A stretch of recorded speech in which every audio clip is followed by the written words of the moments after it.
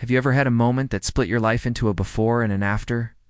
Mine came on a Tuesday night under the cold glow of my phone screen, with the scent of rain from the open window filling our Lincoln Park apartment. A text from a number I didn't recognize flashed on the screen. It was a photo. My wife Sarah laughing, her head on another man's shoulder. Below it, a message that wasn't for me.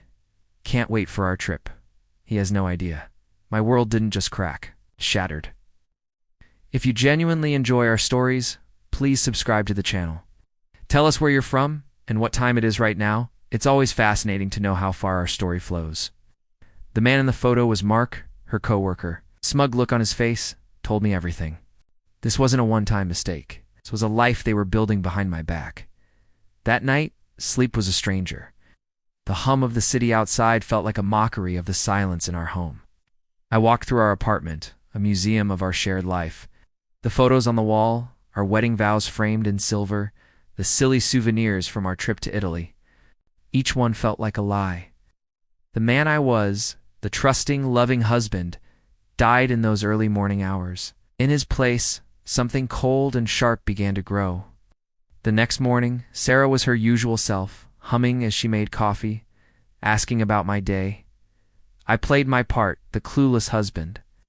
Every smile I gave her felt like a betrayal of my own pain, but it was necessary. Revenge isn't a fire. It's a sculpture carved from ice, needing patience and precision. My first step was information. I started with their shared work server, a place Sarah had carelessly given me access to long ago for a project. I found their private chat logs. Months of them. They talked about me, calling me the ball and chain, laughing at my predictable routine. They planned their business trips, which were really romantic getaways. The worst part was reading about their plans for the future.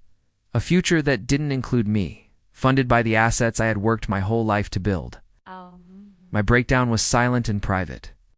I'd drive to the edge of Lake Michigan, parked by the Montrose Harbor, and just scream into the void until my throat was raw. The waves crashing against the shore were the only sound that matched the storm inside me. But then, the rage would subside, replaced by a chilling clarity. They thought I was a fool. I would show them what a fool could do. The planning phase was meticulous. Consulted a lawyer, quietly learning every loophole, every legal advantage I had. Sarah had recently started her own consulting firm, a vanity project I had funded. A little digging revealed she was using the company account to pay for their trips, their dinners, their entire affair.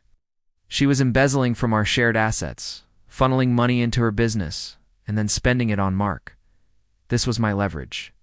I gathered every piece of evidence, the text message, the chat logs, the credit card statements, showing flights to Miami and hotel rooms in Napa booked through her company card.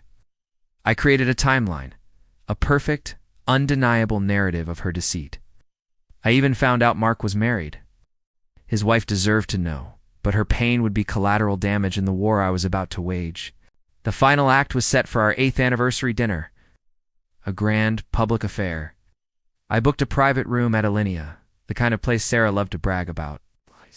I invited our closest friends and, most importantly, her parents, who adored me. The mood was celebratory. Toasts were made. Sarah was glowing, holding my hand, playing the part of the happy wife. After the main course, I stood up, clinking my glass for a toast. I started by talking about love, trust, and commitment, watching her smile. Then my tone shifted. I spoke of betrayal. I looked directly at her and said, "Sarah, 8 years is a long time. It's long enough to build a life, and apparently it's long enough to build a second one." The room went silent. Her smile faltered. I pulled out my phone and connected it to the projector I had arranged with the restaurant. The first image that appeared on the wall was the one Mark had sent me. Then, their chat logs, their plans, their insults. I read aloud the message. "Can't wait for our trip. He has no idea." Gasps filled the room. Sarah's face went white. Her father stood up, his face a mask of fury. I didn't stop. I showed them the bank statements, the travel itineraries paid for with our money, through her fraudulent company. The finale was a pre-written email. I pressed send. A copy of every piece of evidence was now in the inbox of Mark's wife, Sarah's parents, and the board of the company where Mark worked. I turned to Sarah. Her arrogance was gone. replaced by pure, unfiltered panic. She started to cry, to deny, but her own words were on the wall for everyone to see. Her friends looked away. Her father just stared at her with utter disappointment. I didn't feel triumph. I didn't feel joy. Felt nothing. Just an empty, cold calm. I picked up my coat, walked out of the restaurant into the cool Chicago night, and never looked back. I still live in the city, but in a different apartment with a different view. The end.